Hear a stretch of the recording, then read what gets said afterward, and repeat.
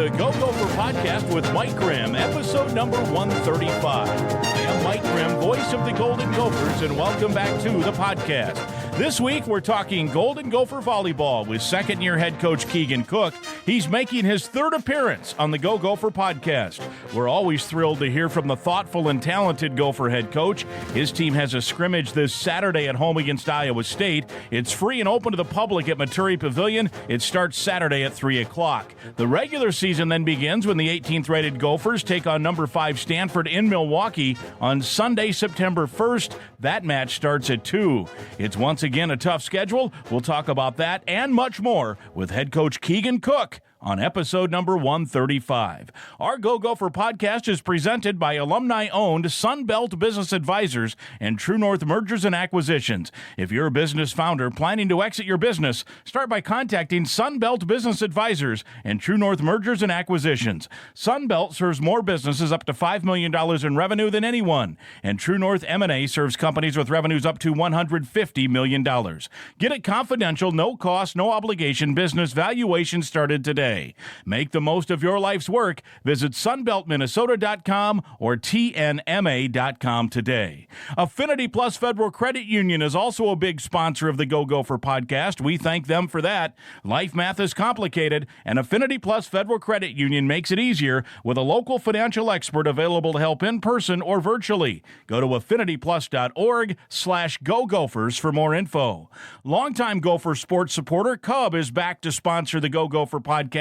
In a hurry? Don't worry, Cub delivers. Get fresh meat, produce, everyday essentials, and more delivered to your door. Cub is the official grocer of the Golden Gophers and proud to support Gopher athletics for over 20 years. We're podcasting episode 135 from the Aquarius Home Services studio.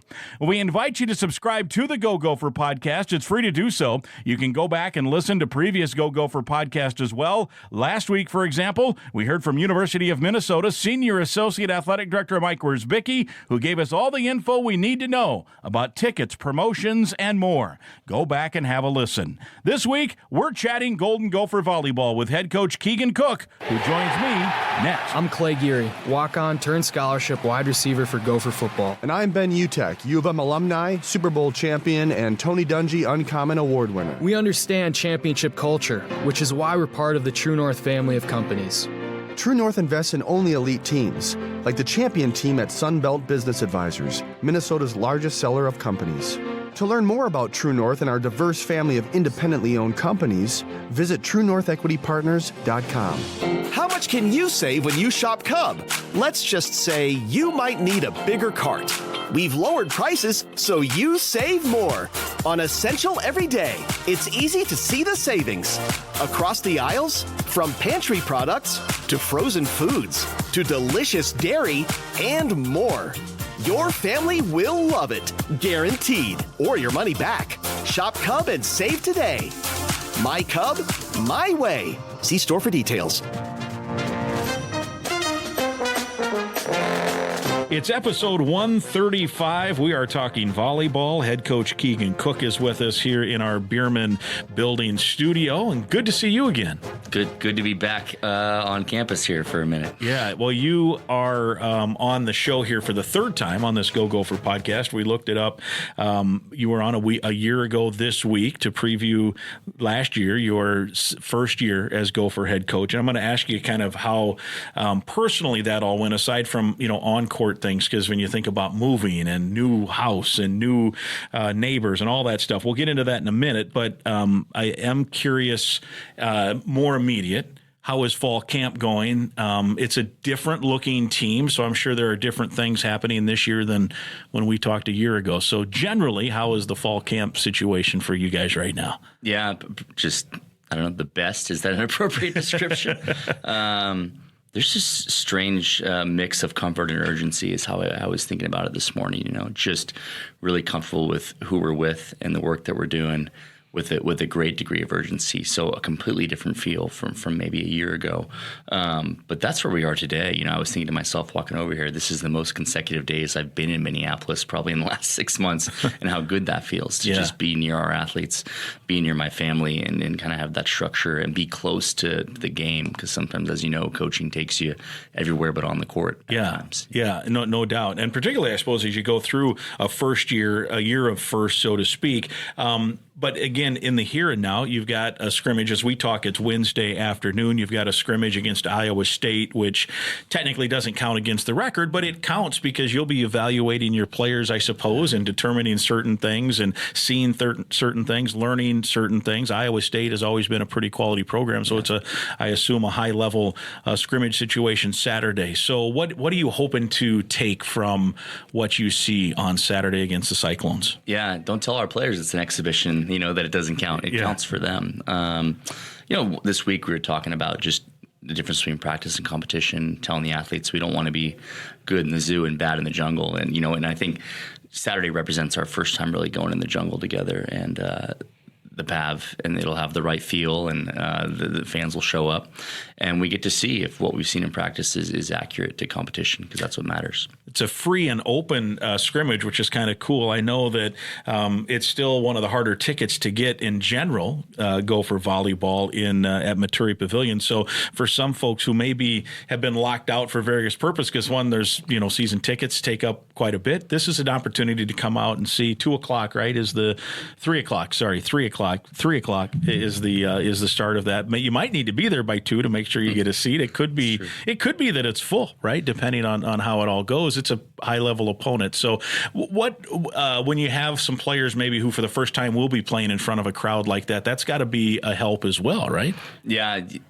A bunch of new athletes, either because they were redshirted last year or they transferred in. It'll be their first PAV experience, which is special. I remember mine. I think it was a spring match where we only rolled out half the bleachers and a couple thousand people showed up, and we thought we need to adjust our expectations here. So, I'm excited to see them, and it's a moment they've waited for. Some of whom have grown up in this state and are now rejoining our program, and Iowa State's a good program. Yeah. So this isn't your typical exhibition where you're playing a small school and it doesn't really matter what's going on. I mean, we should find out some things about ourselves, which is pretty important when your first match of the season and your second match of the season are against 2 top 5 teams. Yeah. So this is a really valuable moment for us on Saturday. Yeah, and have you done much scouting? I mean, will you know something about Iowa State just so that you have a routine, or it's a first time through a scouting report, or is this mostly just about the Minnesota Golden Gophers? Yeah, we'll certainly do our game day walkthrough. We had the fortunate opportunity to play them this spring in a spring match. They weren't full strength, but we at least have a fresh experience with them, so we know a little bit of what's coming. But that's less of the emphasis in this moment. It's your side of the net. It's your people. It's probably the least I'll be looking across the net in a match on Saturday for sure. Yeah, and you have, and we'll get into this a little bit later in the podcast as well. It's a deeper roster, would you say? There's more competition at certain spots, and what does that do for a coach when you maybe now have a few different options and high-level players that go a few deep? Yeah, practices are on a whole other level. Just we're 3 deep at least at every position. And a big competitive focus this August, and it's brought out the best in our team. Rallies are longer. Players are giving their best effort. It's the way it should be, and it's taken us a little while to get to that place. I was doing the math the other day. I think we have another verbal commitment incoming. It'll be our 13th in about 18 months. So it averages about 1 every 6 weeks, and that's a lot of work and a lot of people. But it's the right kind of commitment that you want. But the practice gym now. Just about every day, I look over at Kristen and say, "This is better. This is how it's supposed to be." Relative to it was a year ago, which was again a talented team, but maybe not as deep from 1 to 17 on the roster. Right, sure. and it just it rises everybody, right? I mean, you can't take a day off in practice because you could find yourself, on the wrong end of things. For sure. I mean, if you're the kind of competitor that we think you are, it will only make you better. You mentioned the season opener. It'll be one of those cool neutral site venues in Milwaukee. You've got Stanford ranked 5th to open. That comes, a week from Sunday, I think, if I'm right on that. How important has the scheduling been? I know last year it was a tough schedule. I know previous coaches have always seemed to think that there's some benefit to that. So it looks, as I looked at the schedule, it looks like you have continued to adopt the idea that you want to be tested and know what your situation is heading into crunch time. Yeah. I think I would say it's a more mature schedule than last year, in a couple ways. One, it's 10 matches instead of 8. I thought 8 was too few. I think there's better balance across the schedule. There's opportunities to make sure the focus is on our side of the net. There's opportunities to develop young players. There's just more variety. I think last year we spent most of that preseason just fighting for our lives. And when you're doing that, when you're in that mode, there isn't a lot of development. So if it works out the way it should, this non-conference should give us some more opportunities to stay healthy before the Big Ten competition starts and develop our whole roster. Yeah, and as you go through that tough slate and find out more about your team and have them tested, hopefully winning a lot of these matches, how does that then help as you do get to, one, I guess, conference time, and then if all goes well in conference, then you're talking tournament time? Yeah. Pretty rare, to not be hosting that opening weekend. I think that was a new experience for our athletes, and certainly a new experience for me in recent years. So having that opening weekend in the PAV is maybe one of those small goals that you have, and get into the second weekend of the tournament healthy, connected as a team. If you're in that second weekend and your team is tight, you can go all the way, and that's always been my philosophy. Make sure you arrive at that second weekend at playing your best volleyball, and then hang on, because anything can happen. Yeah. Let's talk a little bit about some things not technically Gopher related, but things that I think are exciting. They involve you and some of your players. You had a fun piece of the summer in Honduras coaching the U19 team. Tell us about that. Yeah, 3 weeks with the USA program I've been involved with since about 2015, traveling the world, coaching athletes from probably age 15 to 21, and multiple components to it, which have meaning to me. One, I'm giving back to a larger community, right? I enjoyed watching the Olympics, one of the best Olympics, I think, in my lifetime on the volleyball side, and you certainly feel connected to that, being part of USA. You're coaching the kind of athletes that you want to be coaching here at Minnesota. This program's got a long history of players who are involved in the USA program, both at a youth level and a senior level. And lastly, it's a chance to get outside my own gym and to better myself, right? To be around other coaches with similar aspirations. And, I was the assistant coach this year, which I hadn't been in 10 years. Man, that's a great job, just to get a sense of what that looks like and to learn. We're asking our athletes to work hard over the summer, and I don't know, it feels like I should be doing the same. In relation to that, too, because I could see I'm going to take you down an interesting path here. Summertime, I'm assuming, is busy if you're not coaching a national team, recruiting, development, make sure your athletes are doing what they're supposed to do in the weight room and all that stuff. So you are, I suppose, sacrificing a little of that. But how much do you gain on the other side? I mean, just off the top of my head, I'm thinking, one, you're establishing relationships with players who they're young enough, they could become Gophers at some point. Or two, even when you're in the recruiting room, I got to believe there's some cachet that comes with, I want a gold medal in Honduras and coaching on a national team and those kind of things. Yeah. I think people think you got to be in the building, 365 days a year with pretty tight control of what's going on, but it doesn't leave a lot of space for growth for your assistants, for your athletes. So getting away, they're talking to me almost every day, but to get away from them and to let there be some development on that side, I think is pretty healthy, and we encourage them to do the same. McKenna spent some time in Anaheim for a week with the USA CNT program, and we've had someone pretty much every summer doing that. And it gives you perspective on just how fortunate we are to be here at Minnesota, what we have, spending time around other athletes and coaches, hearing their stories, getting their perspective. Rarely do you walk away from something where you have more perspective, a worse coach or player. Right. And I think that is the ultimate gain for me. Yeah, and you said something else, too, that you're around other good coaches. I would think coaches probably think they've seen it all in terms of drills or whatever, but there's got to be something that you see from another high-level coach who you're sharing time on a national staff and say, oh, all right, now that's cool. I maybe hadn't either thought of it or I got to implement that, whatever it might be. Yeah. In your own program, you got to take a few things away every time through that, right? Every time, yeah. And at Washington, we would invite coaches to spend time with us. We would send our coaches to other gyms, and it gets harder and harder, especially at a place like this, which is demanding. You don't get that many opportunities, and people aren't quite as willing to share as they did when you were a younger assistant. So this kind of forces you into that. And I had the fortunate opportunity to work with Jamie Morrison, head coach at Texas A&M, who's also been involved with the U.S. national team and the Dutch national team, and a good friend and colleague who sees the game different, teaches the game different.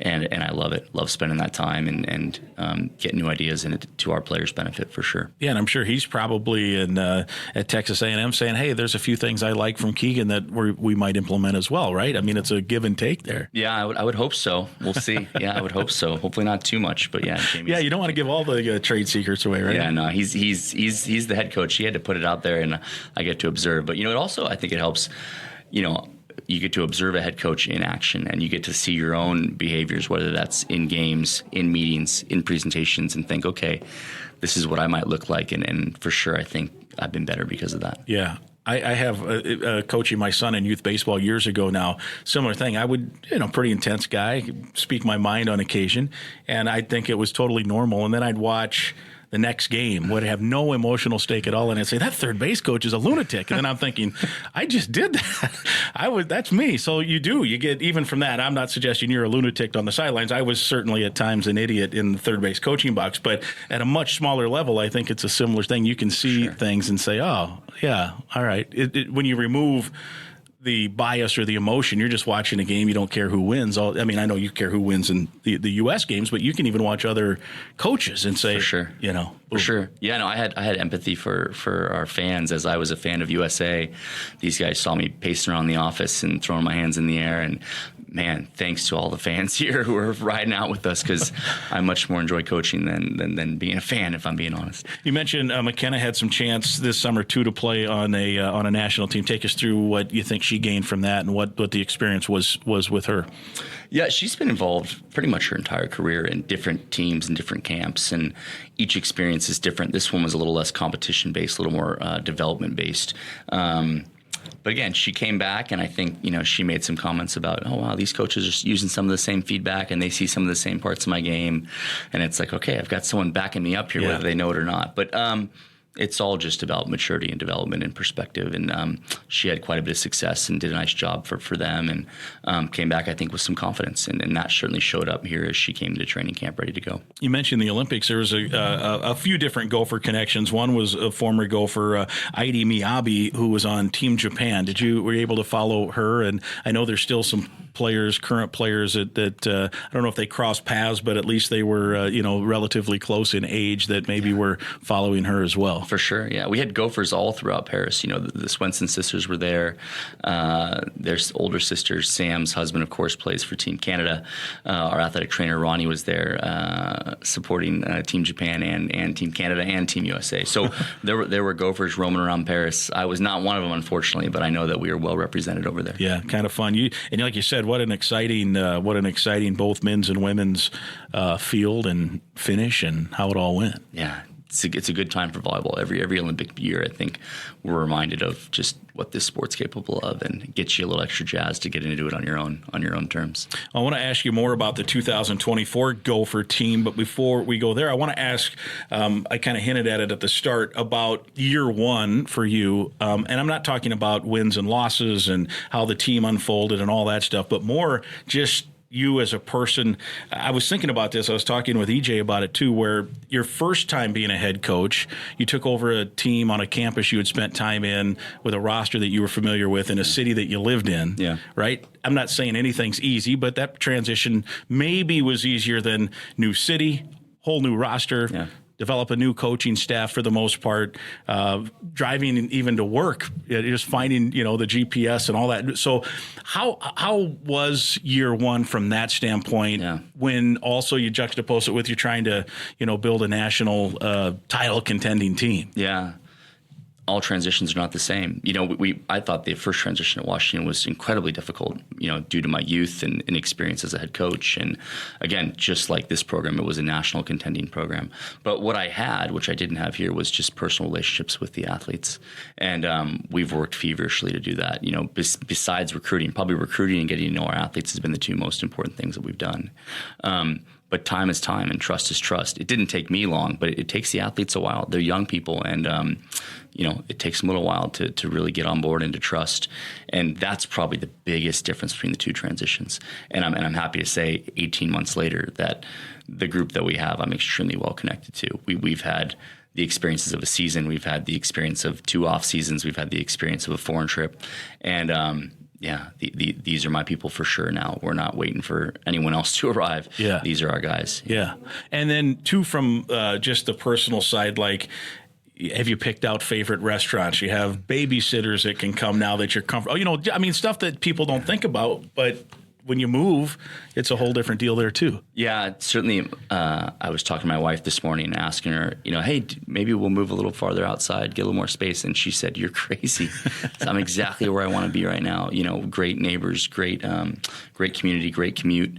Got to spend the morning with my son, the early morning. He's up at 5:30. He's the best alarm clock I've ever had. But the feeling now is just, okay, this is home and we can get to work. And it's a great feeling. Took a while to get there, but we're there. Yeah, and I think Melanie the other day at media availability, I think it would have been a week ago today or last Thursday maybe, she mentioned something that it wasn't that it was that they didn't agree with anything that with the new staff. It was just we had to understand how you all operated, right? Yeah. And, this is how we do it. Oh, the whistle blows here and we have to go to this part of the gym. And sometimes it isn't like, it might seem like they're fighting it, but it might seem like, and it sounded like in her case, it was just, we just had to understand how it operated. And now she's like, it's a totally different thing. We know this is how it works. This is where we go. When the whistle blows here, we do this, and we can just grow together now. Yeah, it's largely volume, right? It starts off small and simple, and then it grows big exponentially for the athletes. And they're doing their best to process all information, but it's a lot. Whether you try and keep it as simple as you can or not, it's a lot of change. And every drill costs you a day. And, there aren't that many days that you're in the gym. So again, the feeling now just completely different. Yeah. You know, you can't even remember what it used to feel like, honestly, right, just because of where we're at and how well it's going. Yeah, and the comfort level, right, is just different now, I would think. Yeah, and the athletes are more of themselves more often. I think that's what stands out, just the consistency from them, from me. You know, we know what to expect from each other, and we're better for each other pretty much every day. Yeah. More on the 24 team in a second. I want to talk about one of our sponsors quickly here on the Go Gopher podcast. It's Affinity Plus. They are your local credit union, proudly serving Minnesota since 1930. If you're a current Gopher student or a proud Gopher alum, that makes you eligible to join this financial that wants to build a meaningful banking relationship and put you first. You can meet with a local employee at any of their branches statewide, including right off campus in Minneapolis, right on University. To learn more and find other ways to connect, you should visit affinityplus.org/Go Gophers. That's affinityplus.org/Go Gophers. Affinity Plus Federal Credit Union, federally insured by NCUA. People-centered banking, perfect for Gophers. So we got Iowa State this weekend in a scrimmage, Stanford in the season opener a week from Sunday in Milwaukee. A little bit of a different looking roster. Will there be differences without, giving away kind of what maybe I'm sure you're hoping you can spring a few different looks or surprises on teams that maybe you couldn't show or didn't have the roster to show in the past, whether one's better or the other. But what will we see? A few differences, some nuances? What will fans see with this 24 version of the Golden Gopher volleyball team? Yeah, certainly Saturday you should see some variations throughout the match. Hopefully, we have to work out whether we'll play 3 or 4 sets regardless. 4 is usually our preference in those exhibitions. And you could see us going through at least 3 deep at every position, right? We are fortunate. We've got 4 great setters. We've got 3 opposites. We've got 4 outsides. We've got 3 middles now. I mean, I just can't put into words just how many different possible variations we have now. And I'm excited for Saturday. It's this afternoon and tomorrow we'll be going through putting together different depth charts and rolling them out on Saturday. But I think fans should look forward to seeing bigger roles for players that they know. They should look forward to seeing players they've never seen before. They should get glimpses into the future years down the road that should get them excited. So it's a lot to pack in a couple hours in the PAV, but yeah, you'll have to be paying attention because things will be moving fast. There is, with volleyball, of course, there are different schematics and different setups and different formations and all that stuff. I'm going to use a basketball I guess, metaphor here, for lack of a better term, where basketball has turned in recent years into kind of what I would say a positionless sport sometimes, where it used to be 20 years ago, you had a point guard, he dribbled it up. You had a shooting guard, he was off to the right. You had a 5-man who was 7 foot tall and a 4-man who was 6'8", and a 3-man who would run the wing and the baseline. And that was how you played basketball. Well, now athletes have gotten better, more versatile. A 6'8" guy can rebound and turn up and run the fast break. Yeah. Do you think volleyball's, I'm not saying positionless, but maybe less specialized? I know you bring in specialists, and basketball does that too, and certainly football with their sub packages. How do you think generally volleyball with, right? It seems every year the athletes just get better and better. Yeah, it's felt over specialized for quite some time. You know, if you really compared American volleyball to Olympic volleyball, you'd be amazed at just how much better they are as all around athletes. And so I would say we've tackled it from two fronts. I'm never big on going in on one strategy, whether it's in investing or in coaching a team. But the development of our longer athletes, the rounding out of their skill sets, players like Lydia Grote, McKenna Wooker, Julia Hansen, that's been a major focus. Recruiting players like Alec Acevedo. And we've improved the development of our specialists, defensive specialists in particular. You know, players like Zeynep, and now adding Kate to the roster. So we've tackled it on both fronts. We've made our bigger hitters better all-around players, and we've brought in specialists to improve our back row, which we thought was one of our major focuses. So kind of a two-pronged approach, and we've seen growth in both spaces. Yeah. So some specialists are even more specialized. Some athletes are more diverse, and a lot in between probably. Yeah, you gotta. Again, we knew that last year it was a puzzle. We never could get the right pieces in place. And now we've got enough pieces where it's coming together in a couple different variations. So that's a place you'd rather be than knowing what you need and not having it. Now you have more than enough, and you just got to slot it in the right places. Yeah. With the depth, we talked about it right off the start. So more specific to that, the practice, what has practice been like? You hit on it a little bit in terms of, pushing each other, and you don't want to take a minute off because someone to your right or someone to your left could all of a sudden be pilfering some playing time, or how certainly playing time is the motivation, winning, teamwork, and all of that probably is a interesting mesh point anyway when you have a roster like that. But the practice intensity, let's start with that part of it. You've liked that, it sounds like. Yeah, definitely ramped up. I would say told them we'd have to earn our joy this August. It's probably been the longest practices we've had in my time here, and a significant amount of work on the defensive side of the ball. Just nothing that's really all that sexy. Sometimes it's a lot of mundane work where we're not skipping over any of the details. But the first block was a lot of team mixing, right? We've got new athletes that need to play with each other. We've got position battles going on. As we got into the second block, it started to be a little more team-oriented, team systems, making sure everyone was on the same page. The exhibition Saturday will tell us a lot, and then the last block leading into it will be a little bit more of, okay, this is going to be our starting unit. Here's our plan B and our plan C. And so it's kind of evolved in those kind of three phases, and then we just are finishing up phase 2 right now. After Saturday, we'll have some role clarity meetings and give athletes their path forward. Here's how your role could grow. Here's how it could shrink. Here's what you need to do, and then get to work leading up to Stanford. So that's kind of how we organize it. When you have that depth then, so now you have maybe more options too, right? Could it be as simple, maybe not, but could it be as simple as, because sometimes it happens, an athlete is off on a certain night. Could you see that where, all right, it's just not her night, we're going to try somebody else here, more than you could do that last year? Yeah, that's a good way to describe it.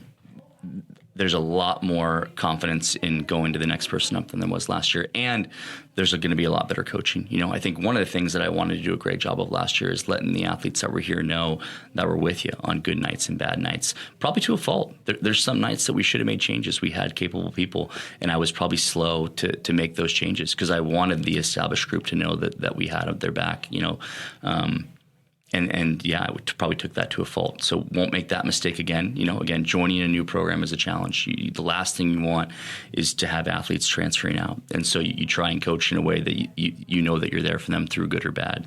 But the depth speaks for itself now. People know what's waiting behind them, and people who are on the bench are urgently waiting for their moment. And so, yeah, I think our plan B and plan C will be a lot more effective than it was last year. And you have this roster where top to bottom there are Big Ten caliber players in the whole on the whole roster. So as a coach, you have to make tough decisions that someone who's a Big Ten caliber player who probably wants to play a bunch because of this competition, you might have to have a conversation and say you're not going to play that much. How do you handle those, one? And two, how do you get everyone on the page to say, we're a better team if you play a few less minutes, but the minutes you play, you've got to give us all you got? Yeah. We talk a lot about making sure that your commitment isn't conditional to getting everything that you want. It's one of our program values, and we know that sports is often a conditional world, but it doesn't mean that we have to behave conditionally within the path. So I don't think it's as much of an issue as it is as simple as you said it can be, but this group, they know they've been through enough now where they believe in their teammates, whether it's someone who's in the starting unit or someone who's waiting behind. I got a lot of confidence that when we make changes, it won't be as disruptive as it might have been a year ago. Yeah. Let's talk just briefly about the newcomers. 3 transfers. 2 of those are Minnesota natives. Tell us about those 3. Yeah, we'll talk about Callie first. Callie coming on her way from Georgia Tech, a Minnesota native, had some experience playing at a local club with some of our current players. So there was some things you knew about her character-wise that gave us confidence right away. But what we didn't know was her health. She sat out probably almost 18 months with a pretty debilitating lower limb injury, and so no one really knew about her. But from maybe one match, I watched one match, 3 swings, kind of late last year of her against I think Syracuse, and saw a couple things where I thought, okay, there's something there. And then hearing about her rehab process and how hard she had been working, we took a chance, and we were right. And she's come in shape. She's made an immediate impact, not just in what she can do, but her work ethic, how she goes about things day to day. It's been impressive, a nice surprise. She joined us in Europe courageously with no practices and jumped in and did a nice job. And then, again, she must have done some lonely work on the summer because she showed up ready to compete. Mm-hmm. And the other 2 then? Yeah, Kate and Alex. We probably started with Kate coming our way back home from Oregon. Super talented defensive specialist. Started most of the year last year for Oregon, one of our new Big Ten opponents. And just struck by her athleticism, by her urgency, by her energy. She's got some of what we might have saw in Kylie Murr last year. And just fit right in. Good, deep relationships with, from her former club teammates here. And it's like she's been here the whole time. And then we were fortunate enough to get one of her teammates, Alex, as well, coming our way, kind of from the Pacific Northwest, a player I had known about a long time, had played for some clubs that I had close relationships with. But again, redshirted her freshman year at Oregon, didn't have much film on her at all. Called probably 20 different people about her, trying to get character references and find out what she could do on the court. And she had an intense recruiting process. Probably took 7 visits over the course of 14 days from West Coast all the way out here. And we were really sincere about what we had to offer. And then we kind of sat back and waited. And a little bit surprised, she called and said, yeah, I'm in. And we said, great. But it gave me a lot of confidence in her commitment that we didn't sell her on something we didn't have. We didn't promise her anything. We were sincere about what we had. And she saw it as it was, and she chose it. And yeah, what a great addition here with a lot of time left in her career, 4 years of eligibility, which is the kind of transfer that you get really excited about. Yeah, for sure. And then the freshman class, I know Stella Swenson is, the big name. Take us through that. Yeah, Stella and Olivia, probably the most important family in Minnesota volleyball community. I'm struck at how many people they help. They have a gym in their basement, and they're doing lessons in there. All family members doing lessons there all the time. But a wonderful family. Is just so important to this program. two young players, I think, who are going to be impactful for us, maybe not immediately, but in the future. They're impactful in practice right now, but in competition, we'll see. We want to make sure that they have full experiences. So definitely two people that we're looking at, not just, hey, can they help us now, but what's it going to look like in the future, and how big a role can we have for them later on? Yeah. Last thing for you, you mentioned the Oregon as one of the new teams, this Pac-12 teams, these 4 rolling into the Big Ten. Does that give you a little, maybe at least in year one, a little advantage compared to some of your other coaching cohorts in the Big Ten? Yeah, I'm the most comfortable of anyone, I think, on either side of this thing, right? I've got a decade of experience with those 4 institutions, and I'm trying to get everyone excited about it. I can see their hesitation and their curiosity, and it's 4 great volleyball programs, 4 great institutions. People always love to ask, are they ready? Are you ready? I said, no one's ready. They're not ready. We're not ready, but you know what? It's going to be good. Yeah. And I expect those programs to respond. When they see, just like when I experienced what was in the Big Ten, the program support, the fan support, there'll be some learning that goes on, but I do expect all 4 of those institutions to respond and support those programs the way they should be supported. And some fun road trips for our fans. I mean, great places to visit. Our student athletes are going to love competing against some new teams. It's one of the coolest things in volleyball, I think, in the last decade is this expansion of those 4 programs. Yeah, and it just has created what was already a really good league, and you had 4 really good programs. Even, I look at the other sports, and it becomes that's a big stack of teams. So now you're fighting, you've added 4 more good teams. So it, while it is exciting for sure, and new trips, it also presents some challenges, I suppose, with, okay, now there's 4 more good ones you got to go beat. Yeah. 3 out of 4 of those programs have won national championships, right? And 1 has been to a final. So, it's ramped up. And I'm excited to welcome to the PAV. I'm excited to see what they add, in terms of value. I'm excited about the future of the conference. We've got a 20-game schedule. We play 3 teams twice and everyone else once. I'd like to see us get to a place where we play everyone once, and we've got a postseason tournament that I think could be one of the special things in volleyball. So we're 2 years in this schedule, and then hopefully we reevaluate. I know there's a lot of excitement, momentum to possibly talk about a Big Ten tournament, which is where I'd like to see us go. Yeah, if you played everyone once, that's 17 matches, right? You play, as an example, you'd play Oregon here this year, if that was the case, and then next year you go out there, you just flip-flop it, and you'd have 17 games, and then a great chance for some awesome volleyball that would prep everybody for the big dance, right? Yeah. The biggest hesitation, I think, from coaches and administrators, you lose those 3 conference matches. You think about losing home games, which no one likes, right? Yeah. But you can get those games back in a conference tournament. You worry about maybe hurting your top seeds, but there's ways to give buys to protect your top programs and make sure that they're not putting themselves at risk going into the tournament. But the positives outweigh the hesitation, and if we're going to keep evolving, we gotta try stuff. Yeah. And it's all set up to be something special. So hopefully, as we get into these head coaches meetings in the off season, we can start getting some support for that. Yeah, that would be fun for sure. These 4 teams, how much, and I don't know this, I should have checked, are the coaches still the same from when you were in the Pac-12, and is the schematic stuff? So will you have, I jokingly asked, but you might have a little advantage because you've faced these guys, assuming everyone is kind of the same and coaches stay in mostly the same pattern. Yeah, again, certainly know the Washington crew, but they've added quite a few new players, through the transfer portal. Same thing with Oregon, probably the most familiar with Oregon and USC. UCLA, Alfie Reft, now entering his 2nd season with that program. So some familiarity, but man, the way rosters turn over now, I'm excited to see what those programs look, 2 years later. But yeah, it should be good. Yeah, I'm looking forward to it. Looking forward to Saturday, 3:00.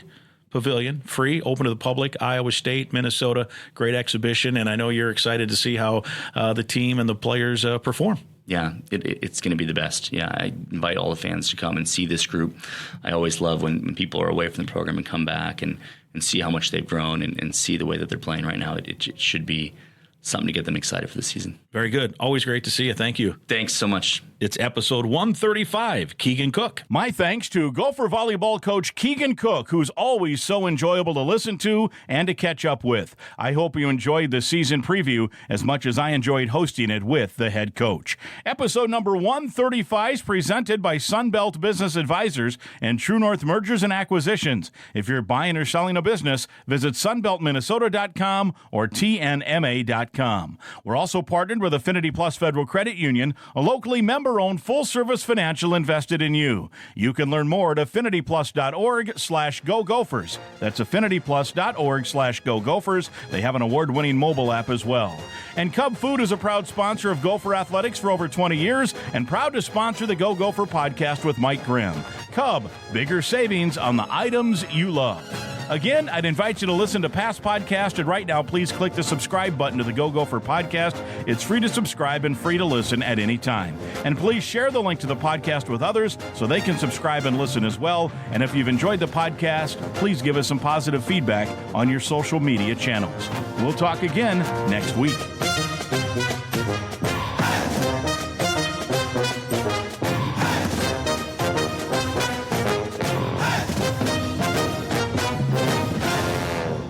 When we say that Cub milk is the freshest in town, we mean it. Less than 48 hours from farm to store fresh. We guarantee 7 days or more of freshness.